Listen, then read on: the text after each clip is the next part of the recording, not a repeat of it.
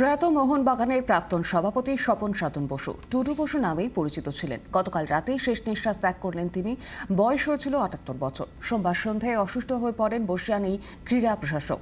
দক্ষিণ কলকাতার একটি হাসপাতালে ভর্তি করানো হয়েছিল তাকে। ভেন্টিলেশনে ছিলেন। মঙ্গলবার তাকে হাসপাতালে দেখতে যান রাজ্যের ক্রীড়ামন্ত্রী নিশীথ প্রামাণিক। সঙ্গে ছিলেন সর্বভারতীয় ফুটবল ফেডারেশনের সভাপতি কল্যাণ চৌবে। মুখ্যমন্ত্রী শুভেন্দু অধিকারীও টুটু বসুর খোঁজও নিয়েছিলেন। মোহনবাগান ক্লাব এবং টুটু বসু সমর্থক। গত বছর মোহনবাগানের নির্বাচনের আগে তিনি সভাপতির পদ থেকে সরে দাঁড়িয়েছিলেন।